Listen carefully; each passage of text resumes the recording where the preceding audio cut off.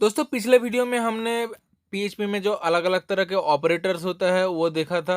लेकिन आज हम पीएचपी में जो कंडीशंस या स्टेटमेंट्स होते हैं जैसे कि इफ एल्स स्टेटमेंट या फिर स्विच के स्टेटमेंट वो हम देखने वाले हैं। तो यहाँ मैं इफ एल्स स्टेटमेंट्स लिख के कमेंट आउट कर देता हूँ तो पहले और इसके बाद मैं यहाँ पर एक वेरिएबल क्रिएट करूँगा $a जिसका मैं वैल्यू दूंगा 100 और फिर एक और वेरिएबल मैं लूँगा $b जिसका मैं 50 वैल्यू दूंगा। और यहाँ पर कैसे लिखना है ये मैं बताऊंगा कि इफ एल्स स्टेटमेंट कैसे यूज करना है। तो इफ एल्स क्या है ये मैं पहले थोड़ा बता देता हूँ। तो इफ का मतलब है अगर और एल्स का मतलब है अगर ऐसा नहीं हुआ तो कैसा।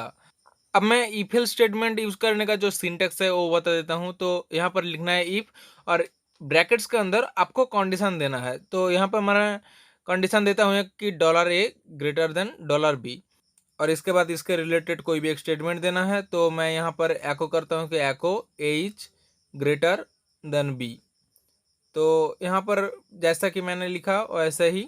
तो एल्स एल्स का मतलब अगर ऐसा नहीं हुआ तो कैसा। तो यहाँ पर एल्स पार्ट में मैं एको लिखूंगा एको और फिर लिखूंगा बी इज ग्रेटर देन ए।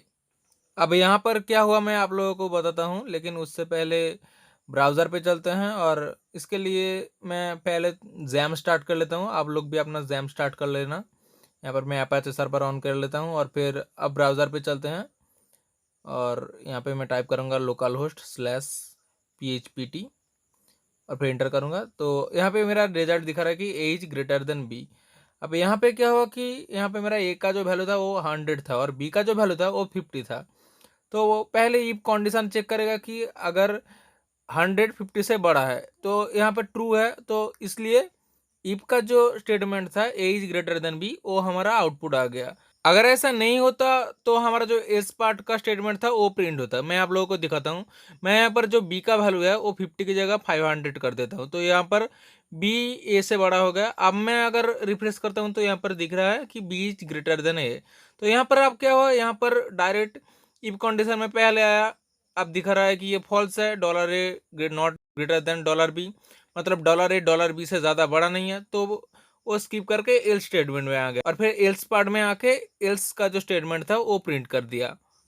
अब यहाँ पर मैं अगर $a और $b का वैल्यू सेम कर देता हूँ और इफ के कंडीशन के अंदर एक इजिकल टू कंडीशन लगाऊँ और फिर यहाँ पे रिफ्रेश करता हूँ तो ए इज ग्रेटर देन बी दिखा रहा है। क्योंकि दोस्तों हमारा जो यहाँ पर है वो कंडीशन ट्रू हो रहा है इसलिए जो इफ का स्टेटमेंट है वो प्रिंट हो रहा है। और यहाँ पर मैं आप लोगों को एक टास्क दूंगा दोस्तों जो आपको करके हमें कमेंट में और यहाँ पर मैं आप लोगों को एक टास्क दूंगा जो आपको करके कमेंट में मुझे बताना है कि क्या रिजल्ट है। आपको करना क्या है कि $a और $b का वैल्यू सेम देना है और जो इफ के अंदर कंडीशन है वो या तो लेस देन है और या तो ग्रेटर देन होगा जैसे कि मेरा अभी है। इसको करके आउटपुट दिखना है और फिर क्या रिजल्ट आया इसको मुझे कमेंट में बताना है दोस्तों। तो उम्मीद करता हूँ आप समझ गए होंगे। नेक्स्ट आगे बढ़ते हैं वीडियो में। तो ये था हमारा इफ एल्स स्टेटमेंट और इफ एल्स स्टेटमेंट के साथ हमारा यहाँ एल्स इफ स्टेटमेंट भी होता है और जिसको हम नेस्टेड इफ एल्स स्टेटमेंट भी कहते हैं। तो इसको यूज करते हैं दिखाते हैं आप लोगों को। तो पहले फिर से एक $a और $b वेरिएबल क्रिएट कर लेता हूँ और फिर यहाँ पे मैं पहले इफ स्टेटमेंट दूंगा इफ और इसके अंदर कंडीशन दूंगा कि $a greater than $b and next इसको एक एको करूँगा जिसके अंदर मैं लिखूँगा यहाँ पे ब्रैकेट्स का यूज करना है और एको लिखूँगा एको अगर ऐसा हुआ तो ए इज ग्रेटर देन बी और अदरवाइज यहाँ पे मैं एल्स इफ लिखूँगा। तो नेस्टेड इफ एल्स के लिए अब एल्स इफ लिखते हैं हम। दोस्तों पीएचपी में एल्स इफ लिखने के लिए एल्स और इफ के बीच में स्पेस नहीं देना है दोस्तों। बहुत जगह पे स्पेस दिया जाता है लेकिन ये असली सिंटेक्स जो है वो एल्स इफ एक साथ है। लेकिन एडवांस जो हमारा अभी का अपडेट है उसमें तो अगर एलसीफ आप एक साथ लिखेंगे तो भी सपोर्ट ले लेता है। लेकिन दोस्तों असली जो सिंटेक्स है वो एलसीफ एक साथ है। तो यहाँ मैं लिखूँगा एलसीफ और इसके अंदर भी कंडीशन दूंगा कि $a अगर $b से सेम हुआ तो एको करूँगा एक ए इज इक्वल टू बी और एल्स अदरवाइज जो हमारा कंडीशन होगा एको बी इज ग्रेटर देन है मैं ये दूंगा। और यहाँ पे सेमीकोलन देना ना भूले दोस्तों मैं भूल गया था। तो ये था हमारा नेस्टेड इफ एल्स स्टेटमेंट। अब यहाँ देख सकते हैं कि कैसे यूज हो रहा है। तो मैं रन करा के आप लोगों को समझाता हूँ। यहाँ पर पहले मैं अगर रन करूँगा तो फिर आउटपुट आ रहा है ए इज ग्रेटर देन बी। क्यों आ रहा है? क्योंकि दोस्तों यहाँ पर ए का जो वैल्यू है 100 है और बी का वैल्यू 50 है। और यहाँ पर पहले आकर इफ में जो कंडीशन है वो चेक करेगा। अगर वो ट्रू हो गया तो बाकी दोनों जो कंडीशन है वो स्किप हो जाएगा। मतलब पहले वाला जो एको ए इज ग्रेटर देन बी वो हमारा एग्जीक्यूट हो गया। और अगर ए एक बार एग्जीक्यूट हो गया तो बाकी दोनों ऑटोमेटिकली स्किप हो जाएगा, क्योंकि ये एक लैडर है। इसको इफ एल्स लैडर भी कहते हैं। और नेस्टेड इफ एल्स का मतलब क्या है? नेस्टेड इफ एल्स का मतलब है इफ एल्स कंडीशन के अंदर एक और इफ एल्स, और उसके अंदर चाहे तो एक और इफ एल्स। मतलब अगर पहले वाला इफ हमारा सक्सेसफुल नहीं होता है तो एल्स पार्ट में हम उसके अंदर एक और इफ एल्स कंडीशन लगाएंगे। तो आप इसमें अपने ज़रूरत के मुताबिक एक और ज़्यादा इफ या ज़्यादा कंडीशन दे सकते हैं, एल्स इफ लगा सकते हैं। तो वो अपने ज़रूरत के मुताबिक लगाइएगा।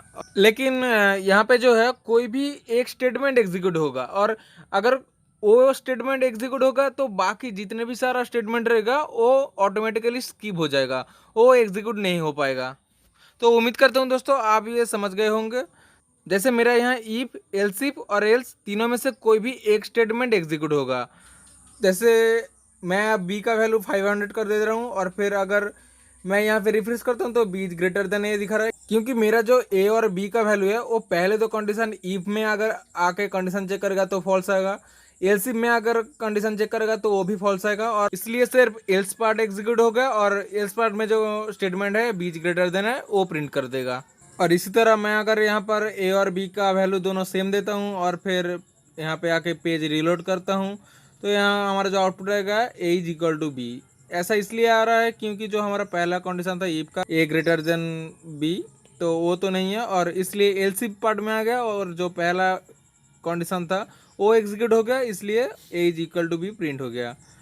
तो उम्मीद करता हूँ आप ये समझ गए होंगे। और आगे बढ़ते हैं हम। तो हमारा यहाँ इफ एल्स स्टेटमेंट हो गया, नेस्टेड इफ एल्स भी हो गया। तो इसके बाद हमारा जो एक और स्टेटमेंट है वो है स्विच केस स्टेटमेंट। तो मैं पहले तो कमेंट आउट कर देता हूँ ये सारा जो है, और इसके बाद मैं यहाँ पर लिख देता हूँ कि स्विच केस स्टेटमेंट, और इसको भी कमेंट आउट कर देता हूँ। तो स्विच के स्टेटमेंट को समझाने के लिए मैं पहले यहाँ पर एक वेरिएबल क्रिएट करूँगा, लाइक डॉलर कैर। तो इसके अंदर ये दे रहा हूँ, और आपको क्या करना है, स्विच के अंदर जो आपने वेरिएबल क्रिएट किया है उसको रखना है, और या तो फिर कोई कंडीशन देना है स्विच के अंदर, और फिर जो वेरिएबल क्रिएट किया है उसमें जो वैल्यू है उसके मुताबिक आपको यहाँ कुछ परफॉर्मेंस करना है, मतलब कुछ केसेस लिखना है। तो मैं यहाँ पर लिखता हूँ पहला जो हमारा केस ए देता हूँ मैं, और यहाँ पर एको करता हूँ एको, और उसके अंदर लिखूँगा गिवन कैरेक्टर इच वावेल, और फिर यहाँ पर मैं बी आर टैग एक लगा दूंगा। तो दोस्तों याद रखें कि जो स्विच का जो केसेस है उसको एक ब्रैकेट्स के अंदर रखना है। तो यहाँ पर मैं एक बी आर टैग लगा देता हूँ डॉट ऑपरेटर के थ्रू कॉन्केटनेट करके, और इसके बाद इसके जैसे ही चार और केसेस लिखूंगा, लाइक केसेस ई, और फिर सेम ही दूंगा the given character is vowel. और फिर इसके बाद केस ओ के लिए भी सेम होगा, केस आई के लिए भी सेम ही होगा। तो यहाँ पर केस आई और सेम होगा echo given character is vowel. Next for case O echo given character is vowel, और इसके बाद जो आखिर में बचता है case U echo given character is vowel. और इसके बाद दोस्तों हमने जैसे इफ एल्स कंडीशन में किया था कि अगर इफ का कंडीशन अगर एग्जीक्यूट नहीं होता तो एल्स पार्ट में आ जाता, वैसे ही यहाँ पर एक लिखूंगा डिफ़ॉल्ट जो हमारा एक ऑपरेशन होता है। तो यहाँ पर एल्स पार्ट के तरह ही डिफ़ॉल्ट होगा, और उसका एक स्टेटमेंट होगा एको, और इसके अंदर हम लिखेंगे गिवन कैरेक्टर इज कॉन्सोनेंट। तो मैं क्या करना चाहता हूँ आप ये समझ गए होंगे। तो मैं थोड़ा ज़्यादा बेहतर समझाने के लिए यहाँ पर थोड़ा चेंजेस कर देता हूँ कि पहला जो था द गिवन कैरेक्टर ए, और सेकंड केस के लिए केस ई, केस आई के लिए गिवन कैरेक्टर इज आई, और केस ओ के लिए गिवन कैरेक्टर इज ओ, और फिर केस यू के लिए गिवन कैरेक्टर इज यू। और तो ये हमारा हो गया। तो अब हम इसको ब्राउज़र पे रीलोड करते हैं, तो अब यहाँ पे देख सकते हैं, तो सारा का सारा स्टेटमेंट है वो एग्ज़ीक्यूट हो गया। तो यहाँ पर हम मैं थोड़ा और समझाता हूँ। हमारा यहाँ पर जो कैरेक्टर था उसका वैल्यू था ए। तो बेसिकली हमें यहाँ क्या होना चाहिए था, केस ए का जो था वो प्रिंट होना चाहिए था, लेकिन यहाँ पर हमारा बाकी का जो है वो उसके बाद का वो भी एग्जीक्यूट हो गया। लाइक मैं यहाँ पे एक और दिखाता हूँ कि केस आई करता हूँ और फिर यहाँ पे रीलोड करता हूँ, तो यहाँ पर given character I is Wavell ये तो हमारा एग्जीक्यूट हो रहा है, ये समझ में आ रहा है, लेकिन इसके बाद का यहाँ तक कि डिफ़ॉल्ट को लेकर जो सारा का सारा स्टेटमेंट है वो सारा एग्जीक्यूट हो रहा है। ऐसा क्यों हो रहा है? ऐसा क्यों हो रहा है मैं बताता हूँ। हमारा जो इफ एल्स का स्टेटमेंट था वहाँ पर क्या होता था कि अगर इफ का कंडीशन अगर एग्जीक्यूट हो गया तो सिर्फ वही प्रिंट होगा, बाकी जो सारा का सारा स्टेटमेंट रहेगा वो स्किप हो जाएगा। लेकिन यहाँ हमारा क्या होता है, स्विच के स्टेटमेंट में अगर कोई एक केस अगर एग्जीक्यूट होता है तो वो क्या करता है कि उसके बाद का भी सारा का सारा एग्जीक्यूट कर लेता है। यही है बेसिक जो स्विच केस और इफ एल्स में डिफरेंस, और बाकी कुछ डिफरेंस नहीं है, बाकी सब सेम ही सेम है दोस्तों। तो इसके लिए हम क्या करें, इसके लिए हम यहाँ पर ब्रेक का यूज़ करेंगे। तो हम यहाँ पर क्या करेंगे कि जो हर एक केस है उसके बाद एक ब्रेक लगा देंगे। ब्रेक लगाने से पहले मैं आप लोगों को एक और चीज़ दिखाता हूँ कि यहाँ पर जो वेरिएबल है उसके अंदर मैं कैरेक्टर के अंदर जेड देता हूँ, तो यहाँ पर केस कोई भी जेड से मैच नहीं कर रहा, तो इसलिए हमारा ये डिफ़ॉल्ट ऑप्शन में चला गया। तो अब ये प्रिंट करेगा गिवन कैरेक्टर इज कंसोनेंट, जैसे कि आप देख सकते हैं। तो अब हमारा वापस से VS कोड में आ जाते हैं और यहाँ हम ब्रेक का यूज़ करेंगे। ब्रेक हम कहाँ यूज़ करेंगे, यहाँ पर जो हर एक केस है उसके बाद हम यहाँ पर एक ब्रेक लगाएंगे। ब्रेक लगाने से क्या होगा, ब्रेक लगाने से अगर हम कोई केस मैच करना चाहे, अगर हम लाइक यहाँ पर कैरेक्टर की जगह ए देंगे तो सिर्फ केस ए ही मैच होगा, बाकी जो सारा case E, case I, case O and case U है वो सारा का सारा स्किप करके चला जाएगा, वो एग्जीक्यूट नहीं होगा। तो मैंने यहाँ पर हर एक केस के बाद ब्रेक लगा दिया है। तो अब मैं आप लोगों को दिखाता हूँ। यहाँ पर जो वेरिएबल मैंने क्रिएट किया है उसके अंदर ए देता हूँ, तो यहाँ पर रीलोड करने पर given character A is Wavell दिखा रहा है, क्योंकि यहाँ पर केस ए मैच हुआ और फिर ब्रेक करके स्टेटमेंट से बाहर हो गया। और फिर यू देता हूँ तो given character U is vowel दे रहा है। तो उम्मीद करता हूँ दोस्तों आप ये कैसे काम कर रहा है समझ गए होंगे, और आप अपने तरीके से स्विच के स्टेटमेंट का यूज कर सकते हैं बाद में। तो दोस्तों बस आज के लिए इतना ही। वीडियो कैसा लगा हमारे कमेंट में ज़रूर बताएं, और वीडियो को लाइक ज़रूर करें दोस्तों, लाइक करना मत भूलें, और हमारे चैनल में नए हो तो चैनल को सब्सक्राइब जरूर करें। और अगर आप अभी तक PHP का जो प्लेलिस्ट है उसको अगर अभी तक एक्सेस नहीं किया है तो एक्सेस ज़रूर कीजिए दोस्तों, उसका लिंक डिस्क्रिप्शन में है। तो आज के लिए इतना ही, मिलते हैं अगले वीडियो में, तब तक के लिए जय हिंद।